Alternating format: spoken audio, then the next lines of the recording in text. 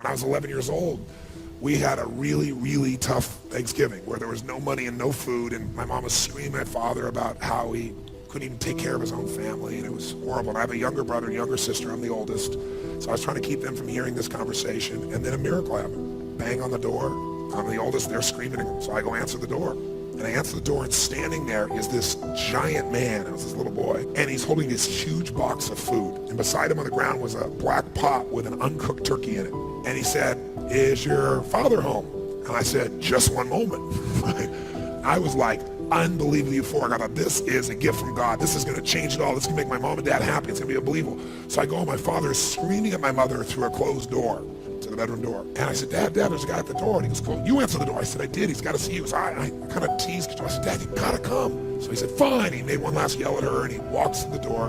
And I'm waiting there, just can't wait to see his face. And my dad opens the door, and this man's standing there with this big box of food. And my father did not get happy. He looked at this man, and he raised his voice to him, and he said, "Look, we don't take charity." And then he took the door to slam it in the man's face. But the man was a good-sized man. He put his foot there and smacked his foot and bounced back open. He said, "Sir." He said, "Please take this." And my father said, "We don't take charity." He went to slam it again. And this time the guy put his shoulder against it so he couldn't do it. And then my father's staring at him. It's like these two males starting to get in this intense mode. And one's just trying to give a gift, and I'm freaking. And then the guy said something that I'll never forget, and in moments I wished he hadn't said. But he found a way to force my father. He's holding this thing, and he looked at me, and then he looked at my dad, and he said, "Don't make your family suffer because of your ego." Now my dad's level of energy increased, but he was also trapped. So he took the food, slammed it on our table, and slammed the door in the man's face and never even thanked him.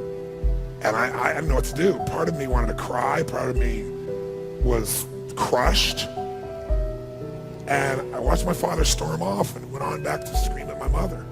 And I remember that day just thinking, I don't understand. You gotta realize you can't lose anything. You can transform things, but you can't lose anything. Now you can try and pretend you've lost something. You can be upset with somebody and they go, "Oh my God, I've lost their love," or "They've lost mine," or "I've lost respect." How do you lose respect?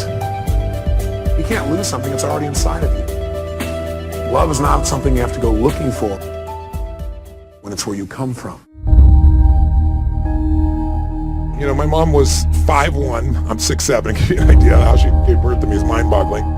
She loved the attention she got partying or dancing, but she would never go to the grocery store. I did that every day of my life. I went on my bicycle to the grocery store, made the meals. She never came out of this room. We lived in a 1,200 square foot house, and my forefathers all lived in the living room at different times. She was a very powerful and intense lady. But, again, I'm not saying this to be positive, it's just really true.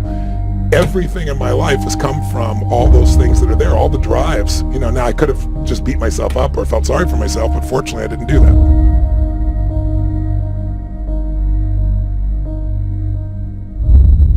I remember sitting there in my 400 square foot bachelor apartment in Venice, California, all alone and crying. I remember feeling like my life didn't even matter, as if the events of the world were controlling me. I also remember the moment my life changed, the moment I finally said, "I've had it. I know I'm much more than I'm demonstrating, mentally, emotionally, physically. I'm more than what my life is showing right now." I made a decision in that moment which was to alter my life forever. I decided to change virtually every aspect of my life. I decided I would never again settle for less than I could be. Who would have guessed that this decision would bring me to such an incredible moment now? I know I'll never forget the day that really hit me that I was truly living my dream. I was flying my jet helicopter from a business meeting in Los Angeles, traveling to Orange County on the way to one of my seminars. And as I flew over the city of Glendale, California, I suddenly recognized a large building. And I stopped the helicopter and hovered above it. And as I looked down, I realized this is the building that I'd worked in as a janitor a mere 12 years ago. In those days, I've been concerned about whether my 1960 Volkswagen would hang together for the 30-minute trip to work. My life had been focused on how am I going to survive. I felt alone and I felt fearful. But that day, as I hovered there in the sky, I thought, what a difference a decade can make. I did have a dream back then, but at the time it seemed like it would never be realized. Today, though, I've really come to believe that all my past failures, all my frustrations were actually just laying the foundation for the understandings that have created the new level of living I now enjoy. Finally, we reached Irvine, California, and as I began to look below, I was a little disturbed. when I saw that the off-ramp to my seminar was jammed with bumper-to-bumper traffic for more than a mile. I thought to myself, boy, I hope, whatever else is going on tonight gets started soon so that the people coming to my seminar can arrive on time. But as I started to descend down to the helipad, I began to see a brand new picture. Thousands of people being held back by security just where I was about to land.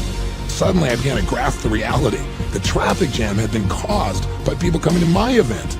When I walked into the arena from the landing pad, I was surrounded by hundreds of people who wanted to give me a hug or tell me how my work had positively impacted their lives. And as I looked out on the audience, I saw 5,000 smiling, cheering, loving faces. And in that moment, I realized I am living my dream. No matter how bad your life is, the first thing you should do is help somebody else who's worse off, because it'll put everything in perspective. I don't care how bad it is. You're missing a leg. You've lost your job.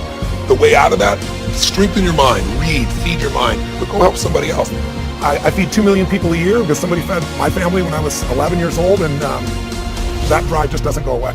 Everybody wants to change, but nobody wants to work out. Everybody wants muscle, but nobody wants to train. We don't realize that the process of training ourselves, the process of conditioning ourselves actually feels incredible. Once you get that initial momentum, you get to decide you're going to commit to mastery. The only thing that's going to make you happy, my friend, in this year or any other, is to step up.